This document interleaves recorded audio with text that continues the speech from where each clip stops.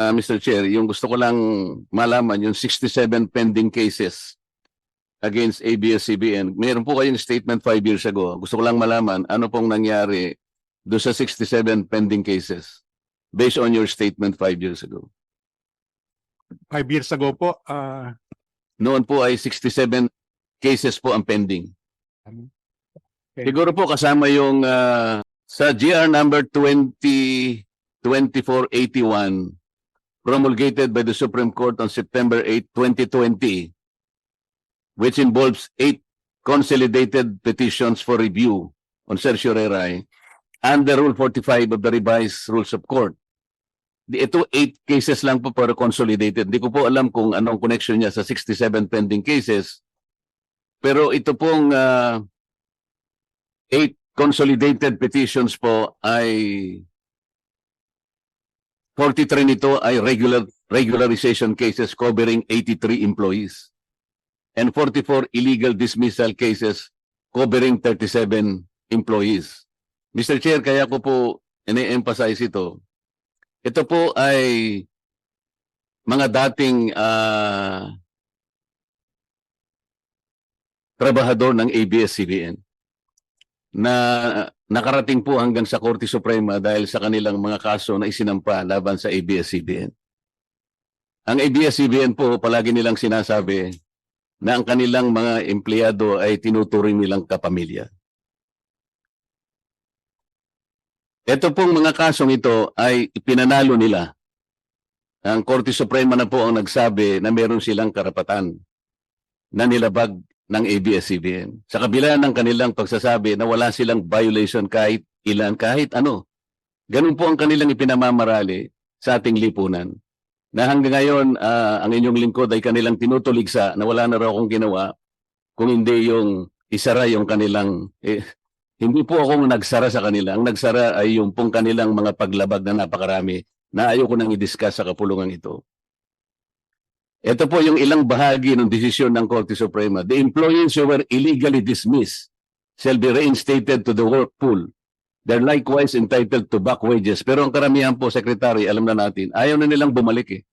Na-trauma na sila sa ABS-CBN. Kaya po yung kanilang inihingi na lang at ang kanilang mga records binalik na nga sa NLRC. And for the record, Mr. Chair, gusto ko pong malaman ang kapulungan and to the credit of the Secretary of Labor, kami pong dalawa sa nakaraang dalawang kongreso ay nag-uusap po. 18 Congress and 19 Congress. Nahiya na nga ako kung minsan makipag-usap sa kanya dahil marami naman siyang trabaho rin. At minsan pinakiusap ko sa kanya, Mr. Chair, at alam ko, i-confirm niya to. Pwede ba ako, Mr. Secretary, yung mga text messages nitong mga empleyadong ito, pag nare-receive ko, kasi nga, sumasakit na rin ang dibdib ko, pwede bang i-pass on ko na lang sa iyo? Sabi kong gano'n. Pumayag naman po siya, Mr. Chair. At halos araw-araw, alam ko, siguro tinututukan niya rin, ngunit talagang hindi ko po maintindihan eh. Total, nandito naman ng NLRC. And for the record also, Mr. Chair, siguro 2 beses po na nakaharap ko yung NLRC and bank. Una sa aking opisina sa Congress. Pangalawa, nung nagkaroon na yata tayo ng pagkakataon dito sa Manila Hotel, Madam, dito rin sa isyong ito. ABS-CBN,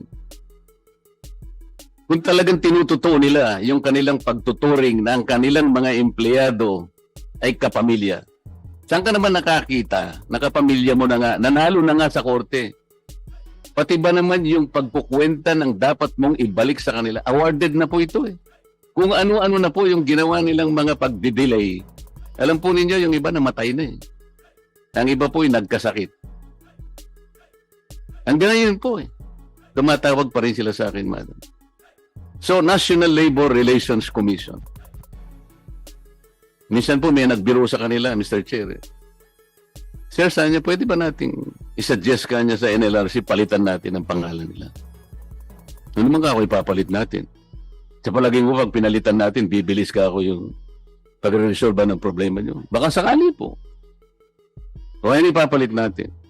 National Management Relations Commission.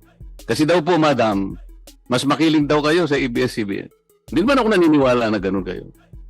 Alam ko ginagawa nyo rin ang tungkulin. But I think it is not good enough. Hanggang ngayon po kasi tumatawag pa sa akin. Medyo out of frustrations po siguro. Yung iba po, hindi ko na rin po itinutulay kay Secretary.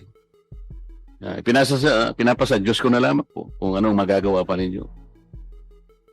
Sa mga workers ng ABS-CBN. Sana nakikinig po ang ABS-CBN at wag na nilang sabihin yung salitang kapamilya. Pati nga po, meron silang mga angkor hanggang ngayon hindi po makamove on. Meron silang mga angkor na hanggang ngayon hindi po sila naniniwala na ba't daw ako nanalo bilang isang senador. Ako nakakita ng mga ganun. ABS-CBN po ito. Baka may gusto kayo pong isagot, madam. Magandang umaga. Ron Gatchalian, with the permission of the Secretary of Labor, Sec. Laguesma. Yung po sinasabi niyo pong totoo po na kahit ako rin po ka-text po ng grupo ng ABS-CBN and ang hinandle po namin base doon sa desisyon ng Supreme Court na bumaba sa amin, we handled 18 cases po ito involving 104 complainants. Sa 18 cases po, 10 doon ay tapos na, close and terminated. Ang complainants po na involved ay 37, ang na-receive po nilang total award is 100 million. I-qualify po natin, meron po kasi nagsabi sa akin, yung iba pong natapos na, kahit na binarat po sila, dahil lang kailangan na po nila, dahil nagpapagamot po yung iba. Sa makapid, yung iba pong naayos ninyo, pumayag na lang sila talaga. Halimbawa, yung isa po, 4 million po yung award. Pumayag na siya sa 200 o 250,000. Ganun po yung iba eh. Kaya gusto ko lang pong i-emphasize kung gaano ang ginagawa ng ABS-CBN na paraan para lamang hanggang ngayon ay hindi makuha ng kanyang mga dating kapamilya, dating nagsilbi sa kanila, na ngayon ay nagpapanggap sila na akala mo sila ang tagapagtanggol ng mga Pilipino, lalong-lalo na sa karapatan. Hindi po. Kailangan pong malaman ng buong mamamayang Pilipino kung sino sila. Alisin na yung maskara ng kanilang mga mukha. Yes, ma'am. Please continue. Yun yung sinasabi nyo na meron mabababa. In fact, meron mo kaming, sinabi ko nga po, tapos na po ang 10 cases na involving 37. Meron mo kaming 8 na pending. Sa 8 na pending ho, merong award na nasa amin na yung pera, pero ho, ayaw tanggapin ng complainants because they elevated the case sa Court of Appeals. Ito po siguro yung medyo mahaba ang tise na sige, hintayin ko yung kaso, gusto kong makuha yung talagang Siguro po, na para ko nang nahihinuha, kaya ayaw, kasi pera na po ito, di ba? Bakit po kaya ayaw nilang tanggapin? Hindi ho siguro sila satisfied sa amount. They're questioning the computation po. Po ninyo yung diferensya ng amount eh. Kayo po siguro, kayo man ang nasa kalagayan nila, baka hindi rin niyo po tanggapin. Ano po? Opo, naintindihan po natin yan. Kaya nga po, yung iba naman po sa 8, I think 5 sa kanila. Kasi yung sa 8 cases na yon, ang involved po doon ay 77 workers eh. Sa 77 workers po, ang natanggap na ho nila ay 98 million. Pero ho, merong 2 set of complainants na 9 na workers na yung po inakyat nga po sa Court of Appeals kasi ayaw nilang tanggapin yung na-award sa kanila. Yun po ang status ngayon. But we have 2 cases na undergoing execution. Ito yung medyo malaki pa, meron pang 45 million. But ang ginawa lang po din ng aming, na-mention po kanina yung mababa yung aming execution. Kasi ho, ang aming labor arbiters, ang total ho ng aming arbiters ay 120 plus. Ang sheriff ho namin ay total of, 69. Anong ratio po nun? Bale, almost 1:3.